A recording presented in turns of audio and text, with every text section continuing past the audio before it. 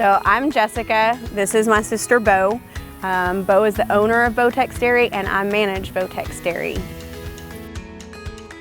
We grew up here. Dad was a longtime farmer here in Ellis County, and Mom sells crop insurance. And so we grew up in agriculture. This was our life. And then, like she said, they decided to start the dairy business about 9 years ago. About 8.5, 9 years ago. And then we were able to get on grade and actually start selling the milk to the public 4.5 years ago. So we own brown Swiss cows. We also have one Holstein on the milk line. We chose brown Swiss for a couple of different reasons. They're really good with the Texas heat. Their milk production does not go down like some of the other breeds do. They are also known for their creaminess of milk, and they actually have the best fat to protein ratio for cheese making. They are also naturally resistant to some of the pathogens that you worry about in raw milk. They can be milked a little bit longer than some of the other dairy breeds, and so they're just a really gentle dairy cow. So they're not as hot-headed. Yeah, they're very gentle, docile. And then we added Sweets, which is our Holstein, to the milk line because we needed that volume. We needed that extra milk to fill our orders. So with our milk, you get the creaminess and also the volume of milk that we need to meet our customers' needs.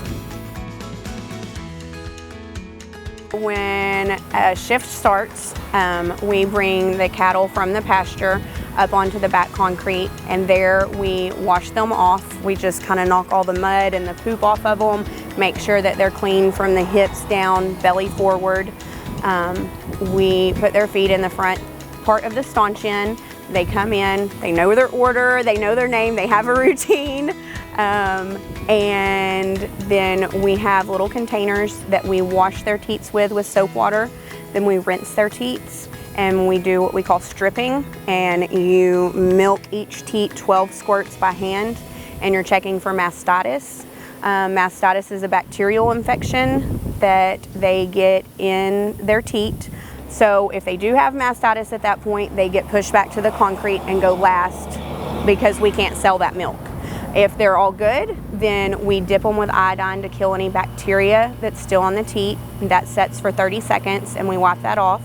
And then we stick the milker on them. And depending on which cow it is, it'll depend on how long it takes them to milk out. But you're just looking in that cup for milk to just be drizzling out. And at that point, you release the pressure and take the milker off.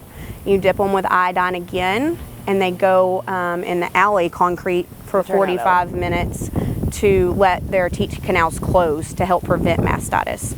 And then we put a different lid on the milker. We take the milk into the milk room, pour it into the tank, and the tank cools that milk from their body temperature of 101 down to 42 degrees in less than 10 minutes. So it's pretty quick, and you do that for two different reasons. One, it doesn't allow bacteria to grow because it cools so quickly, and then two, it keeps the milk fresh for a longer period of time. After the night shift, we bottle the milk every day after the night shift, and what we'll do is we have a spout that we put on there, and we have a sanitizing mixture that we'll pour on the outside of the spout, inside the spout, down where it connects. Everything is super sanitized, and then we'll get our labels and we'll put the labels on the jugs. Got to keep the paddle going the whole time so that nobody gets super creamy milk and nobody gets skim milk. And we just hook it up and we pull the lever, and it literally just, like a little fountain, pours out, and we fill up the jugs and just get kind of a little system going. So, I mean, really within a 15-hour period, it goes from the cow to the tank to be cooled, and then into the gallon and into the cooler with tickets on it for orders to be picked up. So it's super fresh. One of the questions that we get asked a lot is our milk pasteurized and is our milk homogenized? And the answer to those questions is no, it's not. People have this idea that for milk to not be dangerous for us, that it has to be pasteurized. You've got to kill off all these bad bacteria. And on one hand, yes, they are correct, because really you shouldn't have any bacteria introduced at any point in time. So you shouldn't have to pasteurize milk to kill any bacteria, because you're killing all the really, really good bacteria that are like essential for gut health.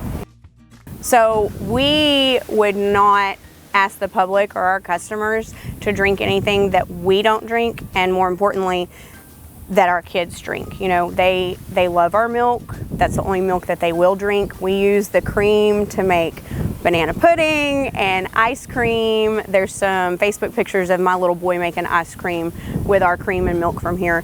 So I mean, it's healthy, it's safe, it's good for heart health because of the omegas that it has in it. And so you're always welcome to come to the cooler and pick up your milk. It's on an honor system, and most of the time between 8 a.m. and 11:30 or 12 midnight, you'll catch somebody working at the barn.